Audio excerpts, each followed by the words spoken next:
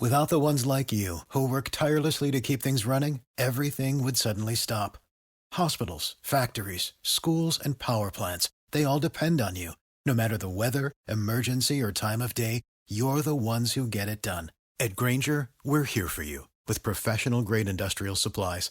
Count on real-time product availability and fast delivery. Call, clickgranger.com, or just stop by. Granger, for the ones who get it done. Let me introduce you to two families who come from the humblest of circumstances, American poverty. Two families that produced extraordinary children without the aid of expensive tutors, but with the aid of gutsy parenting. We begin with Leonard Pitts, Jr., who once described his mother this way. She was not a learned woman, never finished high school, but then it's hard to be learned when you grow up black in Depression-era Mississippi. Still, not being learned is not the same as not being smart. His mother was a voracious consumer of books and newspapers, a woman filled with a thirst to know. With that in mind, picture this 46-year-old son sitting down at his computer in 2004, typing the following words. My first reader was a welfare mother with a heart condition. She lived in a housing project near downtown Los Angeles. This is circa 1962 or 63, and technically, she wasn't my reader back then, but my listener. I would follow her around as she ironed clothes or prepared a meal, reading aloud from my latest epic, which, like all my epics, was about a boy who was secretly a superhero with super strength and the ability to fly. Surely there came a point when the poor woman secretly regretted having taught the bespectacled child his ABCs, but she never let on. Just nodded and exclaimed in all the right places, and when the story was done, sent me off to clean up my room or wash my hands for dinner. Pitts was writing a thank you note to his mother. Even though she had died 16 years earlier, he wanted her to know how grateful he was. After all, you don't win the Pulitzer Prize for commentary just any day of the week. Pulitzers are the highest award in journalism. His thank you note became his syndicated Miami Herald column for that day. Mrs. Pitts couldn't afford expensive tutoring classes. Instead, she tutored him herself by listening, enthusing, and reading. She couldn't afford high-priced eye contact tutors, but she skimped to buy him a toy typewriter when he was 8 and a used one when he was 14. Lose change? Just enough so her son could buy the latest Spider-Man and Fantastic Four comic books. What Mrs. Pitts was doing is one of the great trade secrets in American education. It's called parenting. Of all the teaching methods, it's the one that works best. The second story begins with a woman named Sonia Carson, trying to raise two sons in inner-city Detroit as a single parent. One of 24 children, Mrs. Carson had only a third-grade education. A hard-working, driven woman, she worked as a domestic and child caregiver for wealthy families, sometimes working 2 or 3 jobs at a time to support her sons. Sometimes she worked so hard she had to get away to her relatives for a rest. Only years later did her sons discover that she was checking herself into an institution for professional help for depression. Her sons, on the other hand, were not working themselves into any kind of frenzy. Both were on a slow boat to nowhere in the classroom. Bernie, the younger one, was the worst student in his 5th grade class. As if raising 2 sons in one of the most dangerous cities in America were not enough, Mrs. Carson now faced the challenge of the boys' grades. She met it head-on. "Benny, you're smarter than this report card," she declared, pointing to his math score. "First thing, you're going to learn your times tables, every one of them." "I only went through the 3rd grade, and I know them all the way through my 12s, his mother answered. "And furthermore, you are not to go outside tomorrow until you learn them." Benny learned his times tables, and his math scores began to climb. His mother's next goal was to get the rest of his grades up. Her intuition pointed to the television that never seemed to be off when the boys were home. "From now on, you can only watch 3 television programs a week.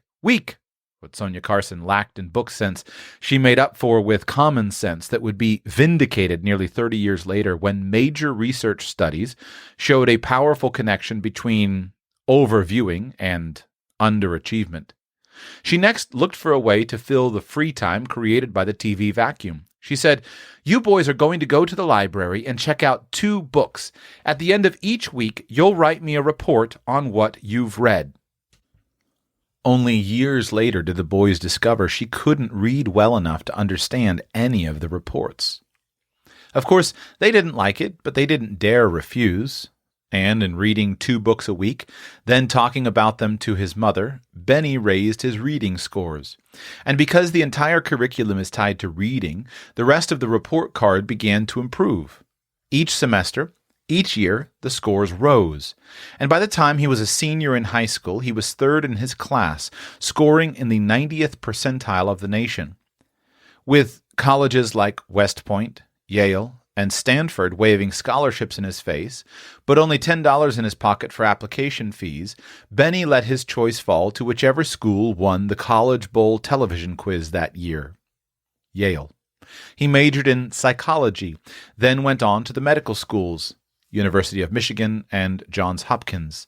Today, at age 58, Dr. Ben Carson is one of the world's premier pediatric brain surgeons. When Johns Hopkins named him head of pediatric neurosurgery, he was, at age 33, the youngest in the nation.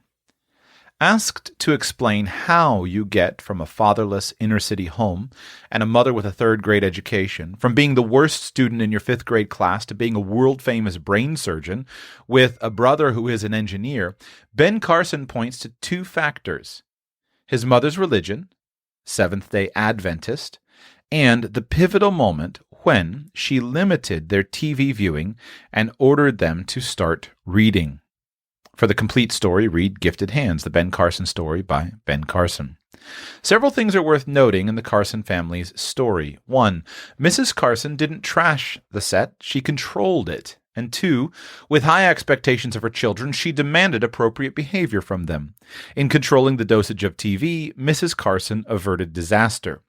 Dosage determines the impact of anything, from hurricanes and aspirin to reading and television. For more on Dr. Carson, see the Academy of Achievement, achievement.org. What the Pitts and Carson families did wasn't expensive, so income level need not be a blockade. It may not be easy, but it's not impossible. For example, the most comprehensive study of American school children, 22,000 students, showed that while poverty children made up 52% of the bottom quarter when they entered kindergarten, 6% scored in the highest quartile, right up there with the richest children in America.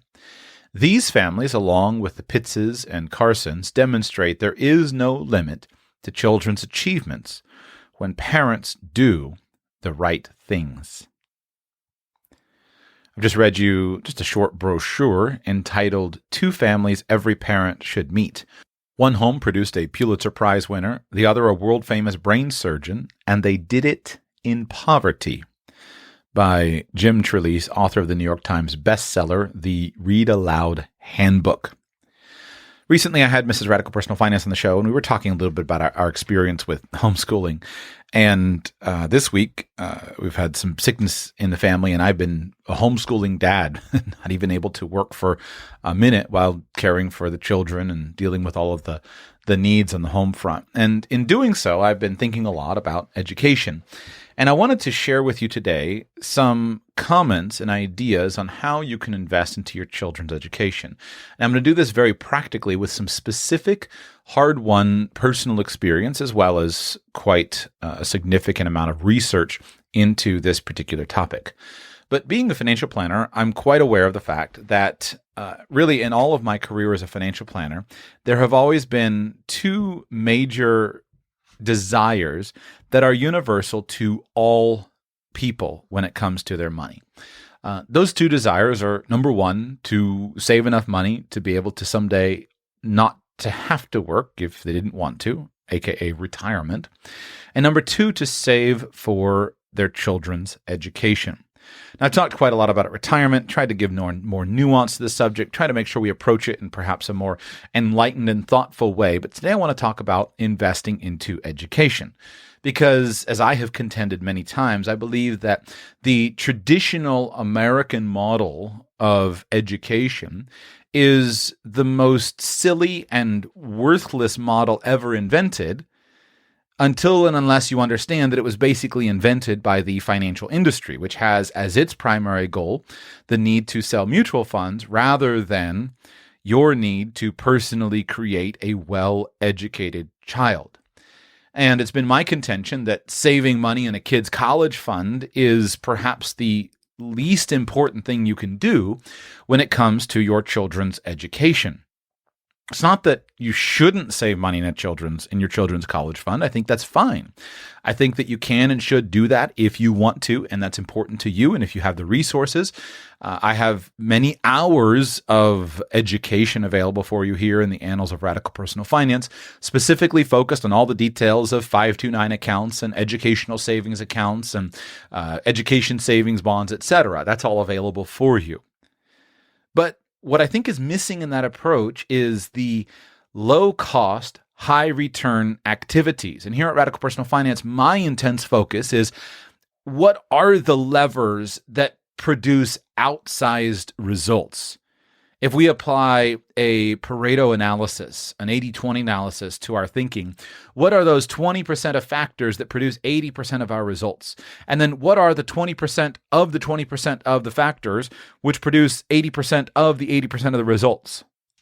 And I know that comes out a little bit awkward, but it's always important to remember whenever you do a Pareto analysis that the 80-20, 80-20, 80-20 ratio in most things holds true all the way down to the smallest of levels. For example, if you analyze let's not use money, right? Who in your organization is the most productive? Usually it's 20% of the people that produce 80% of the results. But then it's 20% of that 20%, which is 4%, that produces 80% of the 80%, which is 64%. So it's actually about 4% of your organization that produces 64% of your results. And then that 80-20 ratio holds true yet again. It's 20% of the 20% of the 20%, which comes out to 0.8%, that produces 80% of the 80% of the 80% of your results, which comes out to 51%. This is why when you do income analyses or wealth analyses and you look at wealth disparity, the naturally occurring concentration of wealth in nature is that 0.8% of people or whatever unit you're measuring, will control about 51% of the wealth as governed by the Pareto principle. So if you're out of whack of that, if you have 0.2% of the people controlling 80% of the wealth, you know you've got a problem. But if you have 2% of the people, or more than 0.8 controlling more than 51% of the wealth, you know you're out of whack. And again, we don't fully understand why the Pareto principle seems to be such a powerful truism. It's just something that we observe, but it does seem to be true. And so coming back to forms of analysis, my question is always, what is the 0.8%, or for the sake of more clear and easy communication, what is the 1% of things you can do that will give you the 51%, and here I'll say 50% of your results? And so in financial planning and in life planning, there are a few basic things that you can do. For example, on retirement, the 1%, meaning the single most impactful thing you can do, is first build a career that you don't want to retire from. And that's far easier to do than it is to retire. That's far easier to do than anything else. Just simply choose and build a career and lifestyle that you don't want to retire from. And that could be anything from being a hedge fund manager to running a mountain bike shop in a ski town. It's the choice. You can make your living at either one of those things, but choose to build a career that you don't want to retire from. And if you do that, you've solved and unlocked kind of the magic key about retirement planning. So back to education planning, what is it that we should be focusing on when it comes to our children's education? Well, it's not saving money in a college fund, right? That's the least appropriate, least important thing that you can possibly do. And yet that's the thing that you're going to go and talk to a financial advisor and say, can I open a 529 account here? And can I put aside 100 or 1,000 or 10, whatever the number is, into that account? And yet that's the least important thing that you can do. And I think the story here of Dr. Ben Carson, who, of course, this brochure is a little bit old. He has gone on, and in addition to his career in neurosurgery, has entered into the political realm. We know that that's true, right? Here's a man who's raised in poverty, absolute poverty, and yet whose education at the collegiate level, all the way through and including the doctorate level, is completely covered by scholarships. And the same can be true for your child, my child, etc.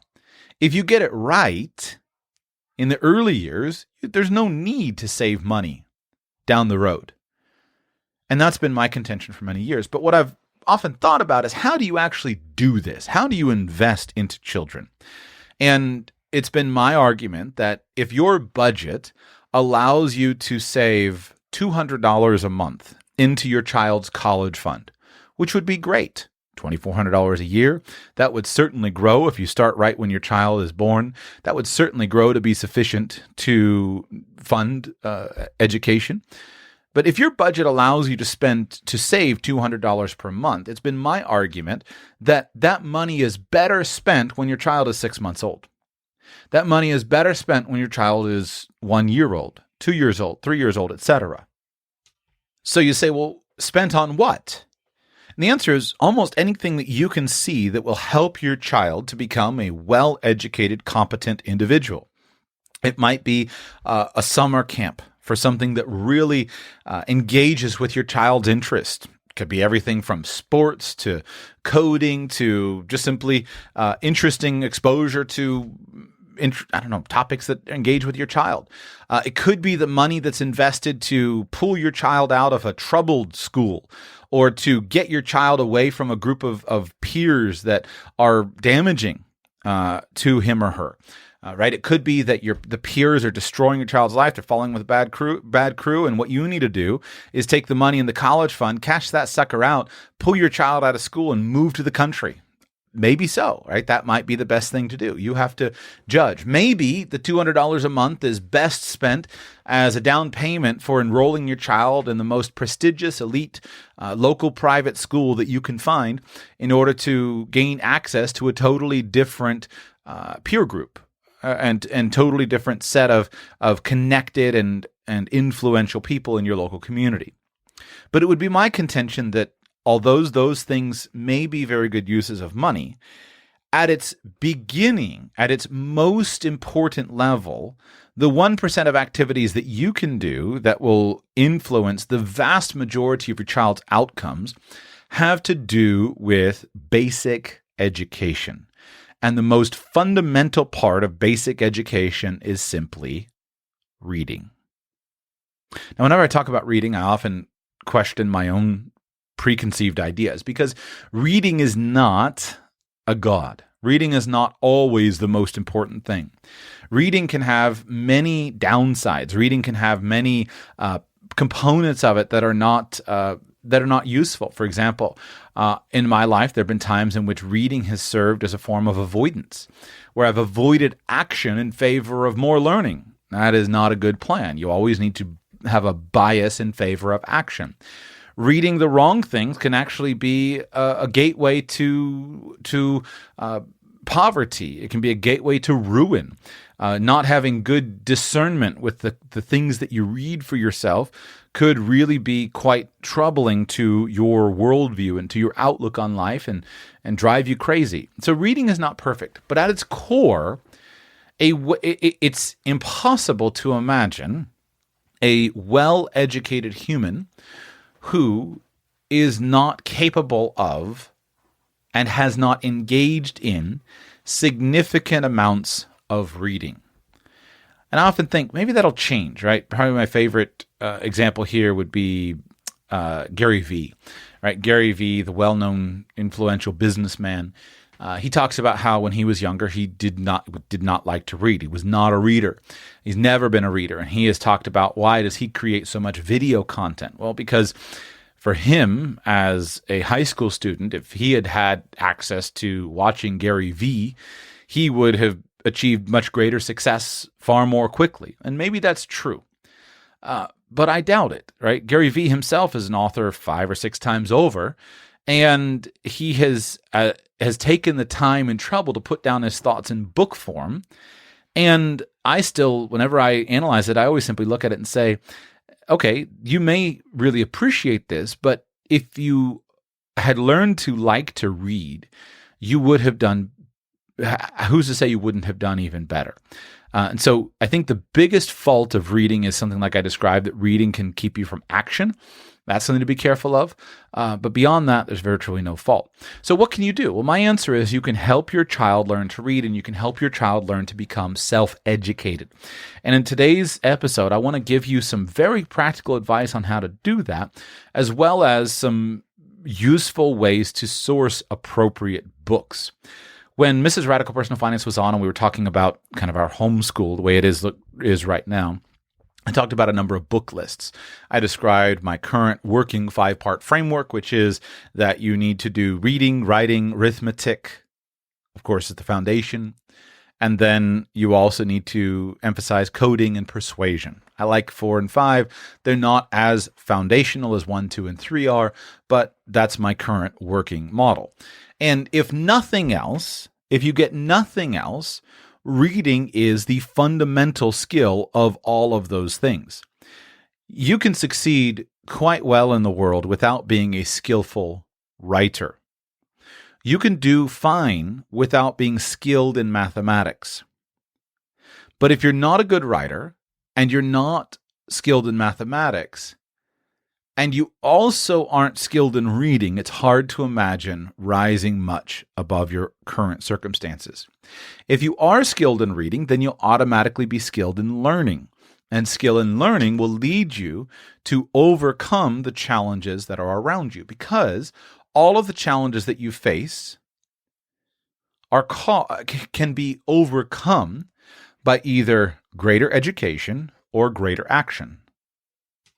If you and I are facing a problem in any aspect of our life, in any aspect of our family, in any aspect of our business, that problem can be overcome either by greater education or greater action. Action is the key. Education is the necessary precondition to take the right actions. And education is something that is primarily and best and most efficiently accomplished through books. So those are my contentions. The good thing is these arguments are pretty backed up on almost every level that I have ever found by academic research indicating personal achievement, etc. And so if we back up to the core of how do you invest into your children's education, at its core, the best possible thing that you can do is to help your children become skilled at and practiced readers. Help them become skilled at the basic decoding of text, help them to become engaged with the process, and then simply surround them with the right books. If you will simply do those things, your job is done. I think you're better off at also writing and arithmetic and possibly other things as well. But if you did nothing else as a parent, except teach your children to read and then surround them with the right books, your child, in the fullness of time, will be very well educated and will be able to educate himself or herself around his or her problems. And so, this is at its core. Now, what can you do? How can you spend money on this, and what can you actually do? First thing I want to say is the best thing you can start with, in my opinion, is by reading to your children yourself. That brochure that I read to you from was written by Jim Trelease. Jim Trelease is the author of the book called The Read Aloud Handbook, first published 30-something years ago, more than that. A very long time ago. talking about basically the power of reading aloud to your children. And this is something that the good news is it doesn't cost a lot of money, generally speaking. It just simply costs time. The single best thing you can do with your young children to help them to along their educational journey and to invest into them is to make sure that they are being consistently read aloud to, that people are reading to them consistently. Ideally, this should be a human being. So when you're working with your young children, ask yourself, how much every day are my children being read to by a human being, a live human being? If possible, a parent is ideal. And one of the best things that you as a parent can do to invest into your child is to invest time into reading to your children. Wouldn't be uncommon for, especially if your children have a stay-at-home parent, for them to be read to for a couple of hours per day. And I think that would be ideal. In a moment, I'll describe a little bit about the way that we do it. But it would be ideal to read to them for several hours per day. If your child has a non-parental caregiver, then what you want to look for is how much time is my child being read to? If you have a babysitter, if you have a grandparent or someone else who's taking care of your child, make sure that that person is well supplied with books to read to your children. If your child is in a more institutionalized setting, then you should investigate and see how much time are the teachers reading to my children? How much time are the facilitators or the caregivers actually just simply spending time reading? And are they doing a good job with it? If you will increase the amount of time that your child is read to, then you will significantly improve your child's outcomes. If you want detailed proof and evidence of that, go back and read the Read Aloud Handbook by Jim Trelease, where he talks about that in detail. It's republished many times. He's on I think up to the 8th or 9th edition. I have the 7th edition because it has the best book lists and whatnot in it, according to various reviews. But go and check it out and read that book and be persuaded of that fact, and then surround your child with reading. You can do this regardless of the day-to-day setting of your children. And so let me first describe how I do this in my family. We have a couple different ways to do it. Number one, both my wife and I are at home, which is nice. It's ideal. And we work hard to do that. I refuse to compromise on that. I'm willing to take a job, but I'm not willing for my wife to have a job outside of the house because of the damage that would bring to our educational opportunities. And so if we put ourselves in a situation where both she and I had to rush out the door to go and report to a job, then that would be really difficult. And so we have invested into our children by making sure that she is available to spend lots of time with them, lots of time reading to them, lots of time playing with them. And I'm convinced that in the fullness of time, that's some of the best investment that we could possibly get as a family out of her time. I read to the children a lot. And the way that I do it is I do it at meal times primarily. My children are young enough that, while they are quite verbal, sometimes we have longer meals and there's plenty of time. They need time to eat, but we don't have a lot of the conversation sometimes isn't as, it's hard to say that because I don't want to diminish it. Like, we talk a lot, but sometimes I just want to read to them and not talk. And so I read basically at breakfast, frequently lunch, and also at dinner. And so that automatically gives me several times to read. And what I do is I incorporate audiobooks sometimes into that as well. So right now, in preparation for the Christmas season, right, we're reading through the books of Luke and Acts. And so what I'm doing right now is I have them sit down at the table about 5 to 10 minutes before we are ready to eat.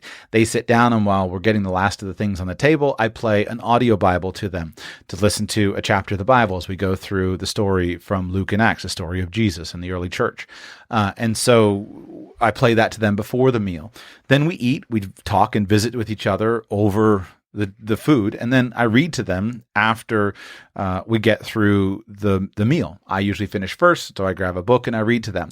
And I read all kinds of different books. Sometimes I read lots of storybooks. I use that for some foreign language stuff. Right now I'm reading to them the Magic Treehouse series in French, and so I read to them in French and I translate, and the chapters are short, takes about 10 or 15 minutes, but it puts a chapter in there.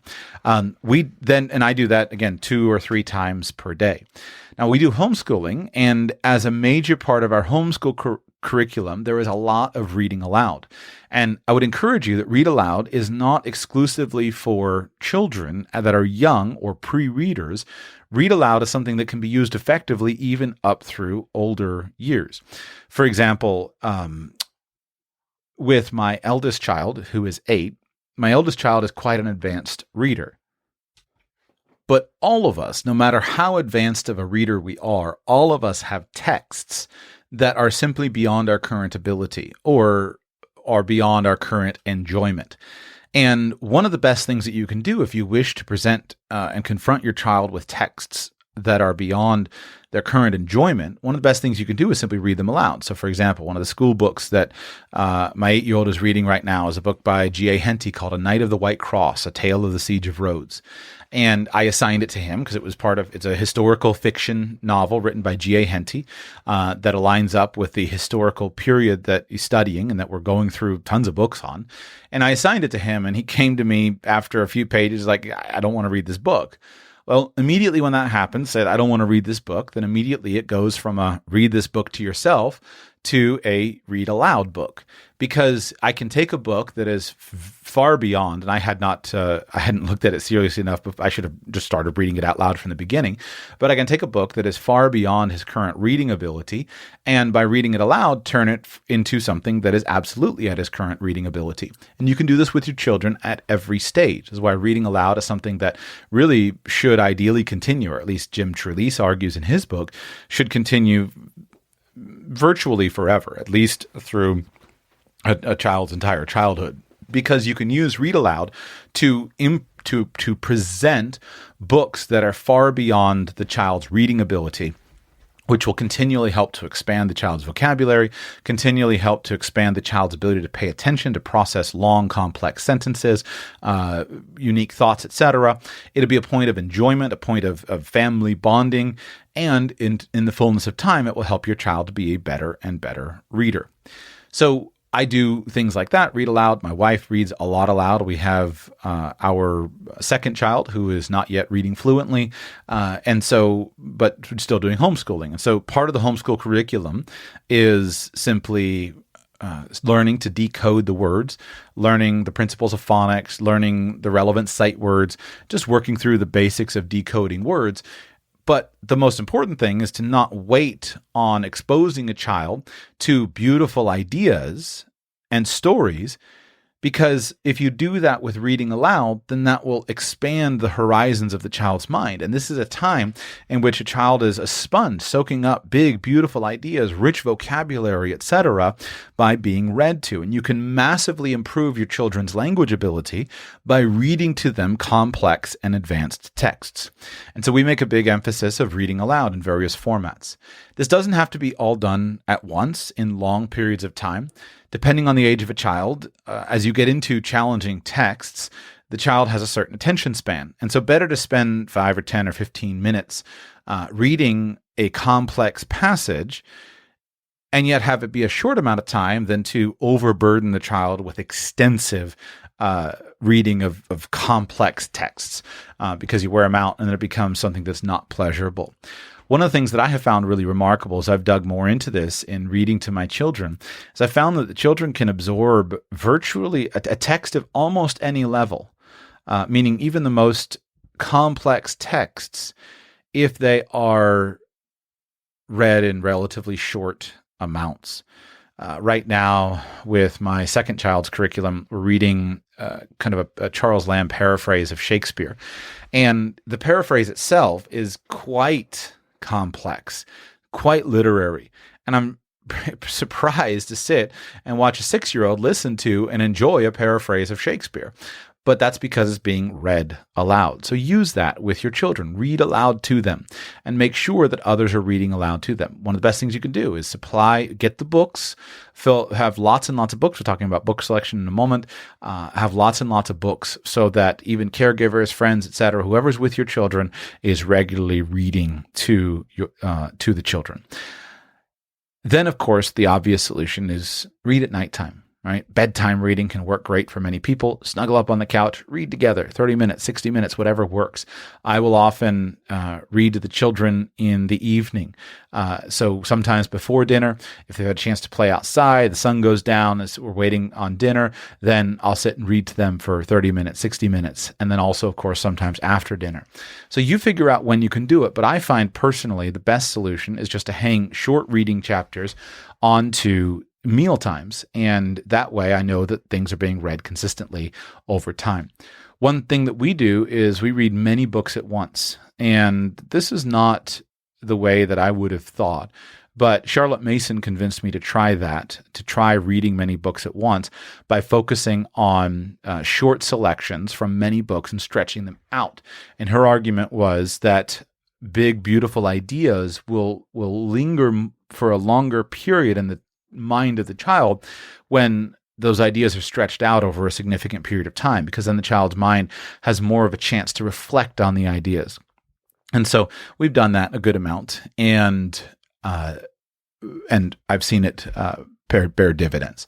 So read aloud to your children. In addition, though, as your children become capable, encourage your children to simply read themselves. And in some ways, it almost doesn't matter what they're reading, as long as it's a book, right? There were various arguments that you get into on this subject of, is there a difference between reading books versus magazines, or reading physically versus electronically, or reading text that's sent as text messaging threads back and forth, or reading books. And virtually any kind of reading is going to be helpful, but the best kind of reading to do is always going to be book reading books. And so surround your child with appropriate books and make sure that they're there physically, so that in the appropriate time, the child will have an opportunity to really dig in and enjoy the books. How do you get the right books? To begin with, I think we should be quite liberal in the use of the term the right books. The reader is the one who determines the right books. And the right books may be wrong for now and right later, or right for now and wrong later. And if you watch a child just peruse among the books, you'll observe that a child will be able to pick out the books that match his interests, match his capabilities, and he'll adjust his reading patterns to those particular books. I watch this with my children. I buy tons of books. I surround them with books. We seed the house with books, just make them everywhere. And I'll watch them pick up a hard book, complex book. And I'll watch them spend a few minutes with the book, 10 minutes, 15 minutes, reading a few passages. And you put the book away, lose interest and go along. Then I'll watch him pick up an easier book, a story book, simpler story, simpler syntax, simpler plot. And he'll start working his way through that, and all of a sudden he just goes deep into it. But then I'll watch him come back to the other book, pick it up, give it 5 or 10 minutes, and go on 5 or 10 minutes. And then in time, I've watched again and again. Hey, the book becomes more interesting, and as a skill advances in reading, then more complex books become more and more interesting. So you can see this happen again and again. So really, almost any book is good, but just simply get the books and surround them. I think here the best solution is to start with a book list. And one of the things that we really have an embarrassment of riches in the English language is having the great book lists. There are so many good book lists that go through and identify world-class books for your children to read.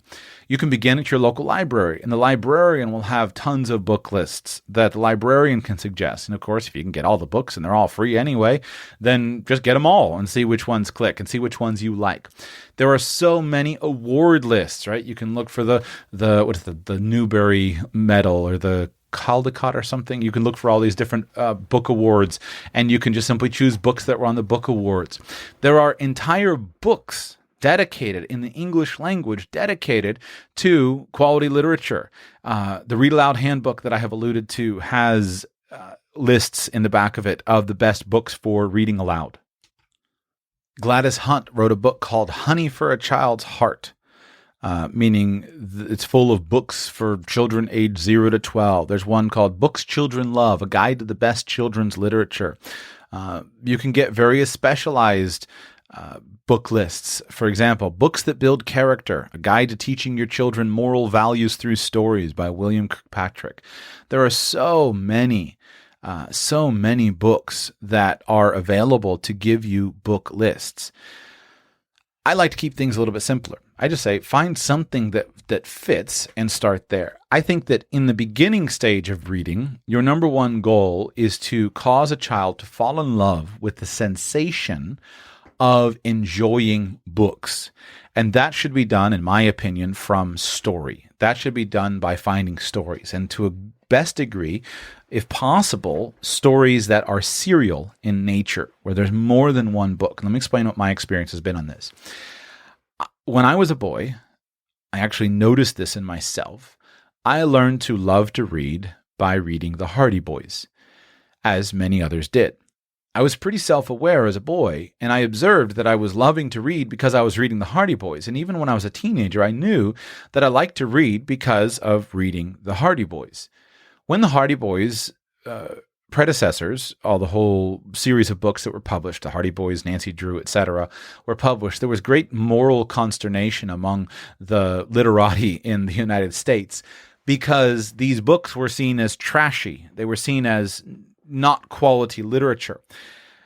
As far as I'm concerned, certainly they're not quality literature on the very high level. But what they do is they teach reading and they make people love reading. If you find a series that works for you, it makes you love reading. And it gets you through the repetition necessary for reading not to be a chore. As I look at all my friends, and I've observed for many years, friends that I grew up with, the ones that don't read are those who never were exposed intentionally to some cotton candy series that would grab something that they would be into and make it easy and suck them in. Whereas those of us who do read, usually we can look back and say, look, here was a series that just really got me and I just absorbed it. For many today, it's Harry Potter, right? I got into the Harry Potter series and I read the whole thing again and again and again, and that opened a whole door for me.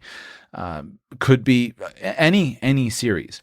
And so if you're looking for a basic thing, look for a series, something that's going to expose your child to characters that your child gets to know. Good solutions, Boxcar Children, right? Classic. Boxcar Children series, there's at least 100 and something of the original series, to say nothing of the modern reimaginations of the stories. But the Boxcar Children books are short, they're simple, but they have consistent characters. And children who are learning to read, they get to know the characters, and then they enjoy the adventures that the characters go through. And they're much more connected to the characters, and then they just get pulled along into the series. So look for various series. Some of the ones that have been helpful for us, again, Boxcar Children has been useful. For me, Boxcar Children in Spanish and in English were just the key. In Spanish, they were the key that unlocked Spanish for my children. With my reader, Enid Blyton stories. We've done them all in Spanish because that's what I was able to find in Spanish. Same thing, but in English, just these kind of totally silly, far out adventure stories of children that have all these adventures with no parents. That's a forever attractive storyline to children. And there are tons and tons of great stories. I'm going to skip giving too many because I'm going to give you some book lists here that will be useful. Once you engage your child and your child is good at the act of reading, the decoding of text, now the door is open for you to do guided reading. In the same way that you as an adult say, here's a problem, or here's a goal that I have, and then you begin an educational process around that problem or goal, that's the same thing that you do with your child, but you have to go through the stages. The first stage is, of course, learning to decode the text. Then the next stage is find the right tools. And here is where book lists are extremely useful. When we get to book lists, for example, the books that I've mentioned, books children love, etc., a lot of those are simply lists of books that are endless novels, endless fiction to really engage with enjoying the story. And I think that's wonderful. I think it really is. I don't resonate with those who are such sticks in the mud that, no stories, it's all got to be nonfiction. I think that's silly. Children need stories. And in fact, stories are the single most powerful teaching device that you can possibly have. There's a reason why the greatest teacher in the history of the world used parables as a primary teaching mechanism, a teaching tool to convey deep, enduring moral truth. But there does need to be a switch where there needs to be a reason why we are engaging with these stories. And the reason that I'm working through the G.A. Henty book with my son, it's a story, it's a fiction book, but I'm doing it partly for language acquisition, but more importantly, for getting a sense of the history, right? All of the G.A. Henty books are historical fiction. And so he's making up a story of individual protagonists, but doing that within the context of articulating the history. At that time, that this particular story is set on, it's the Christian-Muslim wars of that era. And so it's conveying this history, but it's doing it in a fascinating way that the child will remember. And you can use this again and again and again as a way of conveying history. You can use books to surround your child with all of the education that your child needs. And this is what, to me, is so attractive about the classic Charlotte Mason approach to homeschooling. And I think that you as a parent should be using this approach with your children regardless of the actual school environment that your child is in.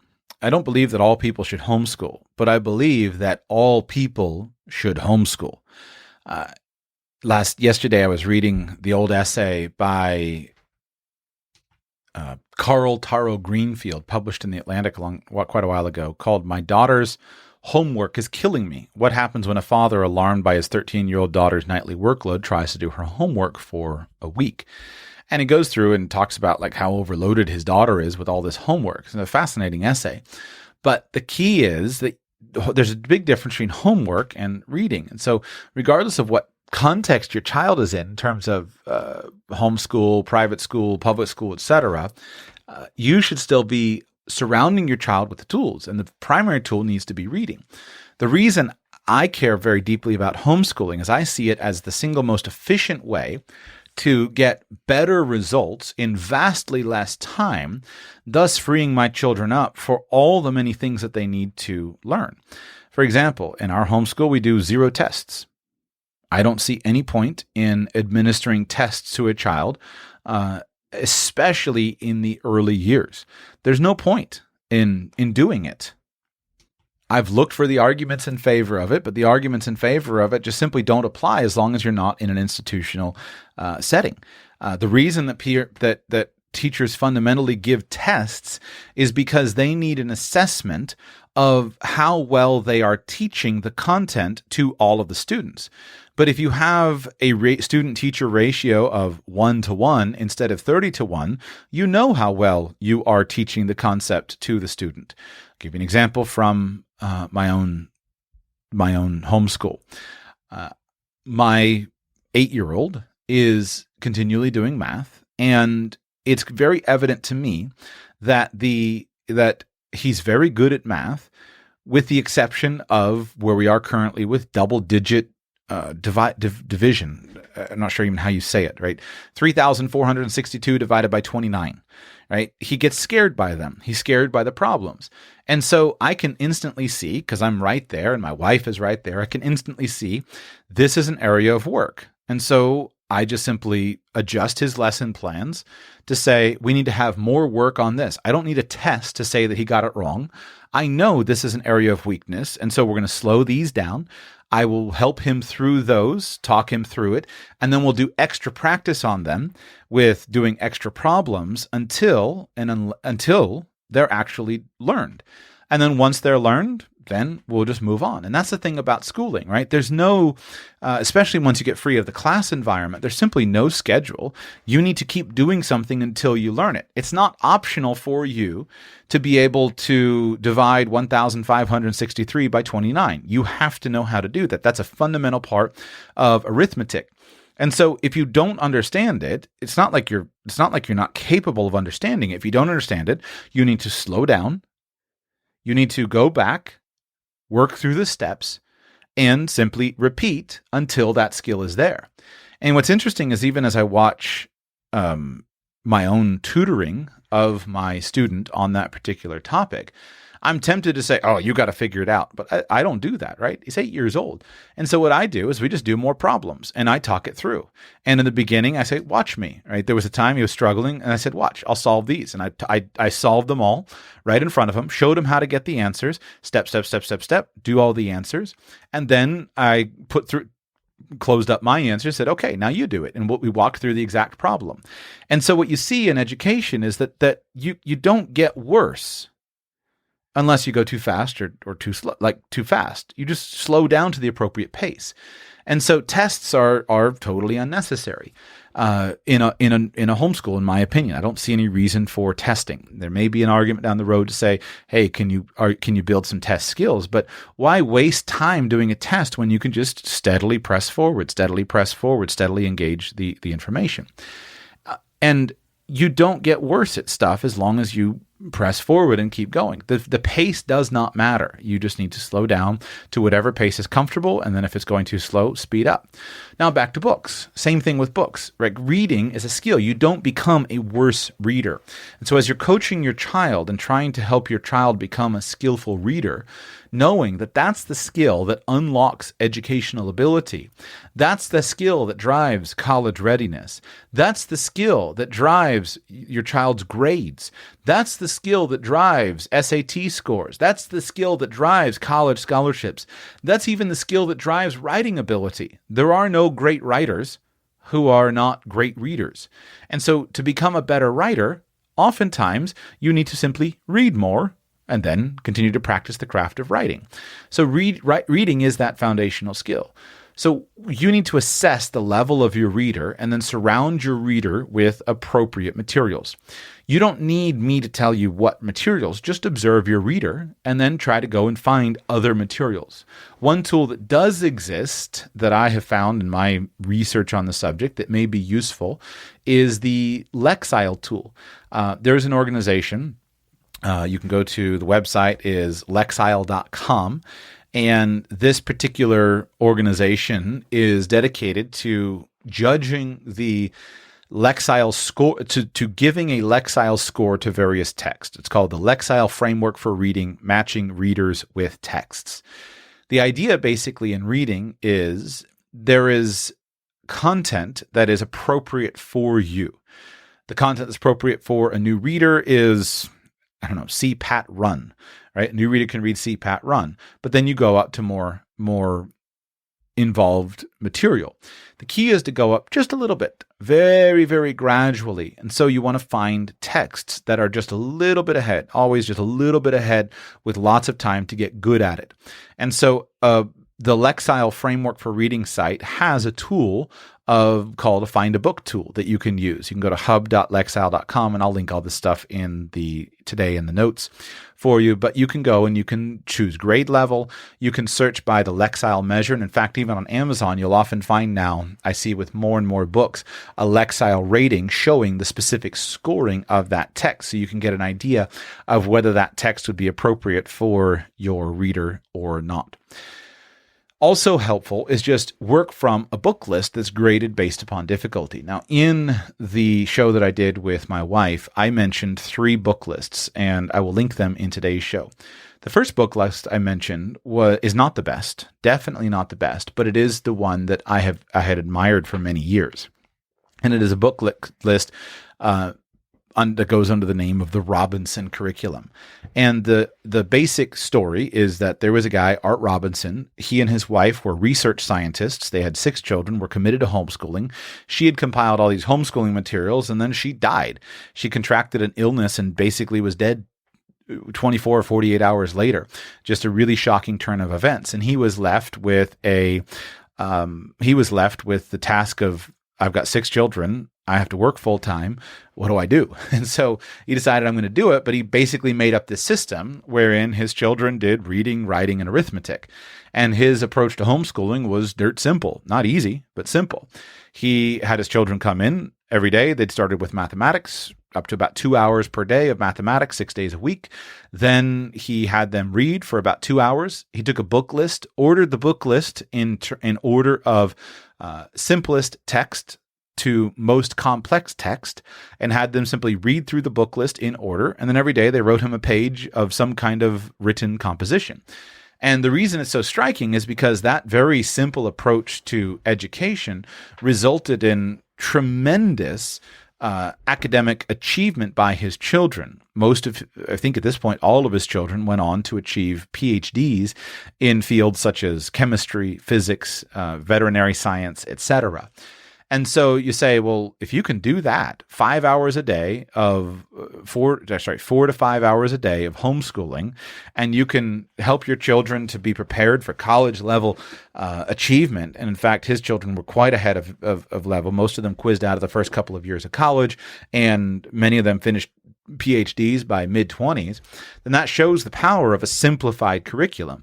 And I first came across that story long before I was ever married, and I just became fascinated by it. And it's always been a model for me that I test everything against it. I test and say, is there a reason why we're doing something other than reading, writing, and arithmetic in my thinking? But the book list is excellent. I will link to a copy of the book list. The curriculum is basically outdated because years ago they created the Robinson curriculum. They took all these open source books, they put them on CDs, sold the CDs, and for basically $200, you could purchase the CDs and then grab a black and white printer and print all the books out yourself. It's been updated. It's still going. They have moved it onto a website, and there are many thousands of families all across the United States that are using it. And I believe that a child using it would be very well educated if following the overall procedure. That said, I think that there is benefit in other things as well. But I'll link to that book list. And I intend for my children to read through the book list on the Robinson curriculum as part of their overall education. The second book list I would point you to would come from the Ambleside Online book list. Big benefit to the Robinson curriculum is that all the books, virtually all, are open source. They're all public domain. And so they're available for free on the internet. That means that, of course, they're old, but there's virtually nothing important to be a well-educated person that you need from the last century. You need basically a cursory overview of current events and presidents and whatnot, but you absorb most of that stuff very simply. But there's been very little that's been invented or created in the last century that you really need to be a well-rounded and well-educated person until you get to the area of specialization. So, of course, here, if someone says, I'm going to get a high school degree, then you go on to specialize, and you specialize in tax planning, or you specialize in financial planning, or you specialize in physics. In that case, once you get into the specialty, that's when you need the current stuff, and you go through the last century of scholarship and whatever, etc. But that's not the point of high school. The point of high school is to create and to create a competent learner, somebody who is capable of teaching himself all the things that he needs and has a good general outlook on the world. Now, the second book list, which is vastly more extensive, but is really very good, and it's good because of its comprehensive nature, mixing together history, literature, geography, but through living books, I would point you to the Ambleside Online curriculum. AmblesideOnline.org is created by a group of dedicated homeschooling mothers who were and are aficionados of the Charlotte Mason philosophy, which is quite a popular philosophy in homeschool circles. And they came together and they said, how can we create a curriculum that's for 12 years that would help a student to be quite well-rounded? And they've done it as a labor of love and published it all for free on their website. You can download, and of course I will link to it, you can download the complete book list, or you can go year by year. for each year of the child's education, they publish detailed outlines of books to read, a schedule to read them on, right? If you're working on a 36-year school schedule, you have your different terms and they go through the different chapters, etc. And you can just simply work your way through the system. And as with everything, you pick and choose what you want and then dump what you don't. But if you want a comprehensive homeschool curriculum done for you that's very, very powerful, the Charlotte Mason approach and the specific curriculum outlined at AmblesideOnline.org is great. But the power of what I wanted to focus on today is the book list. So they publish a book list, or they have several book lists that are compiled. And if you look through the book lists that they have, basically it winds up being about 1,000 books. And those books are organized for you based upon subject and based upon difficulty. And so in the beginning, you can read the history books and you can find these books that are quite simplified in year one. But if you look at the complete book list and you go on down through it, you get to year 10, 11, and 12, and the literature and the history is much more complex. I'll read you a few titles just to give you a sense of what's here. So year one, you read Pinocchio by Carlo Collodi, the classic. You read Ingrid Daller's version of Pocahontas, A Toad for Tuesday, St. George and the Dragon. For geography, you read Paddle to the Sea. My children love paddle. So you read Paddle to the Sea. You read An Island Story for 5 years straight with year 1 through 5. That's another interesting thing that I've learned, right? We use the same book for the first 5 years of history, but in the early years, we do the reading, and then as the reader becomes more accomplished, then we move on to and allowing the child to do the reading himself. We do beautiful stories from Shakespeare, A Child's Book of Poems, etc. We read about Abraham Lincoln and Along Came a Doll. And so they go on. Let me pick a few from the fifth grade literature, right? We've got Michael Faraday, Father of Electronics, the Anne of Green Gables series. These are for free reading. For poetry, we've got Dickinson poetry and Tennyson poetry. For history and science, we've got Gregor Mendel, The Friar Who Grew Peas, Storybook of Science, Physics Lab in the Home. For literature, Paul Revere's Ride, Rip Van Winkle, etc. And you move up and let's move to, say, 10th grade, right? We've got 10th grade geography, Books and Bookman, Narrative of 6 Weeks in Ireland, Ethan, The Law by Bastiat. Any curriculum that includes The Law by Bastiat is automatically going to go to the top of Joshua Sheets' list. For government and economics, we've got The Law, Think About This, On Liberty, Graves of Academia, Thomas Sowell book, The Vision of the Anointed. Going on to 11th year for history, we read Theodore Roosevelt's Letters to His Children.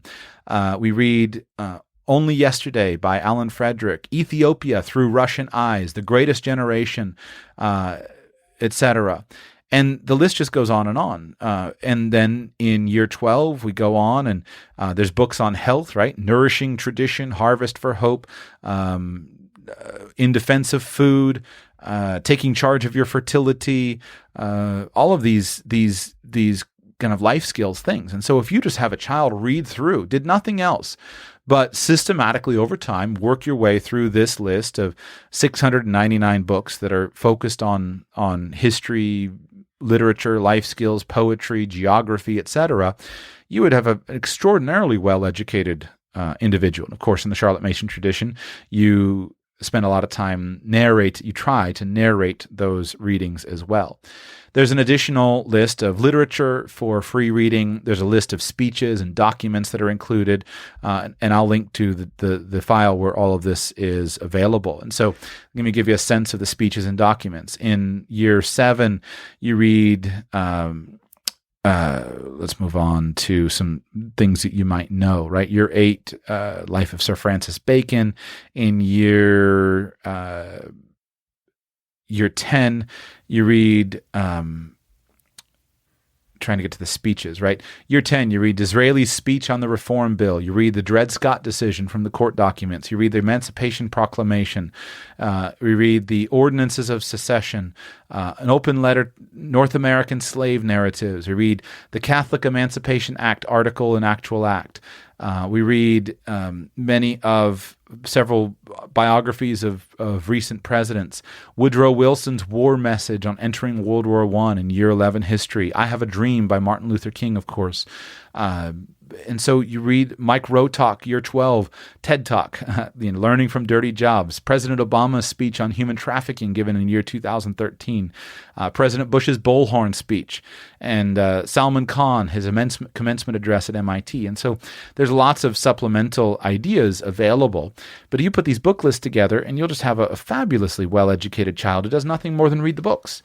And as with all learning, your learner will simply pick and choose from among what is presented to him and remember what he's interested in and ignore the rest of it, just like you and I do. And so it all begins with a great book list that's designed and crafted to help your child to gain the benefits. Let me give you a couple more book lists that are useful. As I mentioned on that show, I have the Mensa for Kids book list, which I will link in today's show. The Mensa organization has put together various book lists grouped by grade level and reading ability of literature to help your child have a very high skill with the English language and with literature. And I've studied this list. I haven't read all of the books on it, but I think it's a phenomenal list. Everybody that I put the list in front of has said, this is a great book list. And so that really, most of it is literature for enjoyment's sake. But of course, a lot of literature is written with the goal of engaging in some form of activism, bringing something to the attention of a society, etc. There are many quite challenging books on that list as well. And so would strongly recommend that you review that list and choose from that list options that might be a good fit for your particular student. And then finally, we get towards more practical knowledge. The idea of reading is, and by the way, I personally believe there's tremendous value in a liberal arts education. I don't ascribe to the theory that education is exclusively utilitarian. I don't believe that the only reason you educate your children is so that they can get a good job. I'm maybe it's because I have a liberal arts education myself, but I'm sympathetic to the liberal arts educational approach that says that one of the major benefits of education is about the well-being of the person. I don't just spend time in the full development of the person. I don't personally just spend time reading books that are going to make me richer. I want books that are going to make me richer, not financially, but in every way. And so I feel the same for a child's education. I believe that I've always loved the Charlotte Mason idea. You lay out a delectable feast before your children and then allow them to choose among the options. And in the fullness of time, your children with that exposure will be naturally drawn to the particular areas of emphasis and focus that are the best for the individual child. But I do believe that then you go on and you add in other appropriate books, right? I've long been a proponent of the Personal MBA Project written by Josh Kaufman. The idea being, if you needed to replace an MBA education exclusively with self-study, how would you do that? And Josh Kaufman put together his recommended book list of 100 books. Well, if I have a child who is oriented in a business direction, I'm going to require that child to read his way through those 100 books over the course of a couple of years so that my child is well-rounded from a business perspective. This goes on, right? If you have a child who is interested in veterinary science, well, veterinary science is going to include a degree program, of course, because it's one that needs a degree, but there's going to be a reading list associated with it. And so the basic foundation of education is simply a reading list. And the way that you get those more advanced, once you get past the basic well-rounded formation of a child, then you go and write to the professor at a university who has the career track you're interested in and start to get your hand on book recommendations from that professor. Look through the various syllabi of the core courses in that area of study, and you can put together the books and then help your student to begin reading his way through them. Use the book lists for inspiration. I just want to encourage you, remember that there's no points for trying to have your children read the most books. I'm always a little bit nervous about sharing from my own personal experience because I fear that that it gets into some kind of contest, right? About, my child can do this and whatnot. The goal is just to say, here's what I've learned. But at the end of the day, remember, you got to work with your own child. But if you will surround your child with appropriate materials, your child will continually get better. If you have a reluctant reader, then dial back to simpler books and find books that are going to engage your child. And the investment of time and money that you invest into that will be absolutely some of the best returning money that you can have. I can't do this episode without playing for you at least the audio from the classic scene from Good Will Hunting. So I want to do that just because it's such a fabulous reminder of the power of reading and how, especially at a young age, right, it points out some of these. So here's the audio from the classic scene from Good Will Hunting that involves the guys in the bar trying to pick up one, Matt's buddy trying to pick up the girl.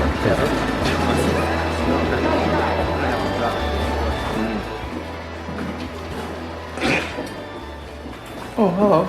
Oh, hello. Hi, how are you? Fine. So do you ladies, Come here often? do I come here? I come here a bit. I'm here, from time to time. Do you go to school here? Yeah. Yeah. Let's see. So I think I had a class with you. Oh, yeah? What class? History.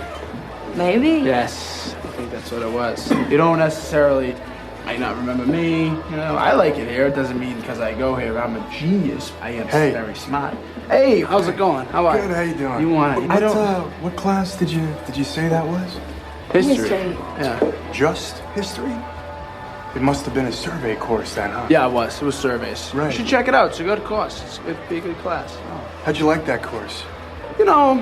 Frankly, I found the class, rather elementary. Elementary. Yeah. I don't doubt that it was. Yeah. I remember that class. It was just between recess and lunch. Clark, why don't you go away?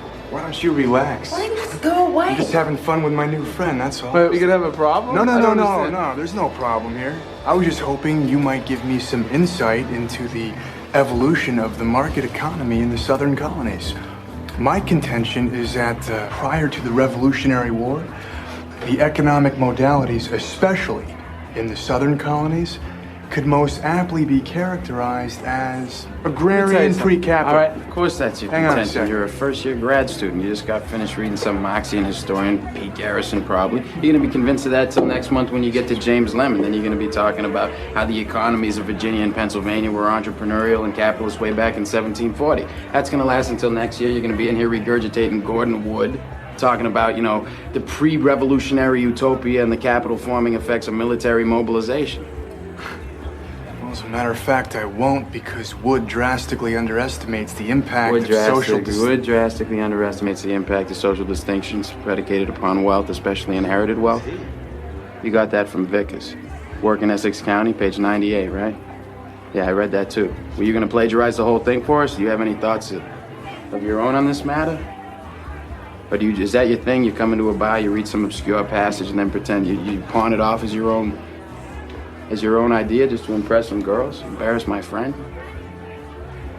See, the sad thing about a guy like you is in 50 years, you're going to start doing some thinking on your own, and you're going to come up with the fact that there are two certainties in life. One, don't do that. And two, you dropped 150 grand on a fucking education you could have got for $1.50 in late charges at the public library. Yeah, but I will have a degree.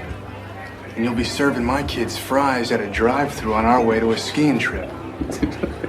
Yeah, maybe. Yeah, but at least I won't be unoriginal.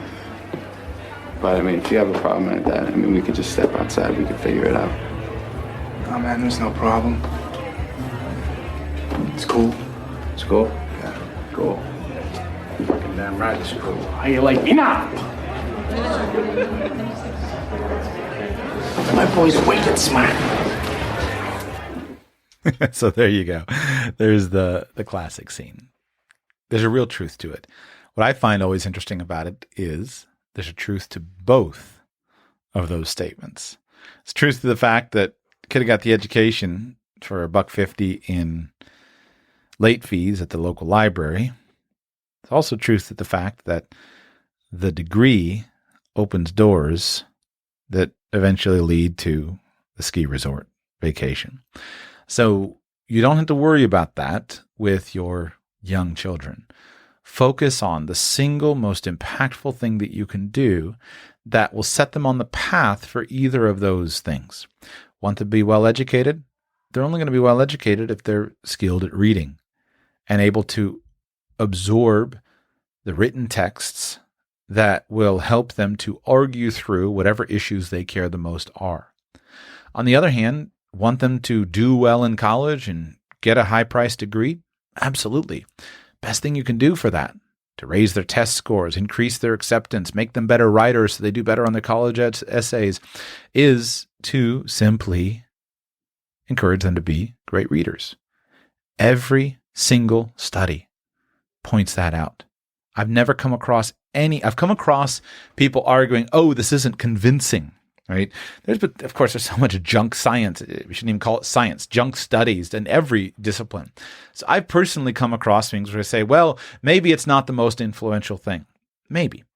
But there's lots and lots of research projects that show that fluency, literary fluency, is so powerful at helping in mental development and skill development. What I've never come across is a single study, research project, etc., that says that it's not helpful, not useful. I do think, as I said in the beginning, I do think that reading can sometimes be a crutch for inaction, but that's the case for you and me. That's not the case for our children. But I've never come across any research or any argument that says, oh, if your child loves to read or is skilled at reading, they're going to do more poorly in school. Of course not, because we all know that that's the foundational skill. So what can you do as a parent? How can you invest it? Number one, read to your children. Number two, by reading to your children and surrounding them with appropriate books that will suck them in, they will start reading. And then surround them and require them to read their way through a carefully designed book list that will help them achieve their goals. That book list may simply be what the English teacher assigns in the local government school, right? Or what the history teacher, just make sure they do the reading. One of the things that I found when I was in college, when I read the textbooks, I got great grades. All I had to do was read the textbooks. And when I didn't read the textbooks, I didn't get good grades. So just make sure they do the required reading and then supplement it in the areas where the curriculum that they're going through is weak. And then you'll get great results. Read to your children. Help your children learn to love to read. Use book lists and links and whatnot for inspiration. If you've got young children and you're not reading to them every day, go and get Jim Treeless's book that I will link in the show notes and read that. And then go and read to them, and then use some of these book lists that I have mentioned for inspiration. If you will spend, it's hard to spend this, but if you'll spend $200 a month on books and fill your house with books, you'll get much more for your money than if you put $200 a month into a college fund. And here at Radical Personal Finance, we're all about big return on investment. That's a good one. Thank you for listening to today's show. If you would like to speak to me personally, remember that I am currently doing consulting work. You can book a call with me at radicalpersonalfinance.com/consult, radicalpersonalfinance.com/consult. Without the ones like you, who work tirelessly to keep things running, everything would suddenly stop. Hospitals, factories, schools, and power plants, they all depend on you. No matter the weather, emergency, or time of day, you're the ones who get it done. At Grainger, we're here for you with professional-grade industrial supplies. Count on real-time product availability and fast delivery. Call, click Grainger.com, or just stop by. Grainger, for the ones who get it done.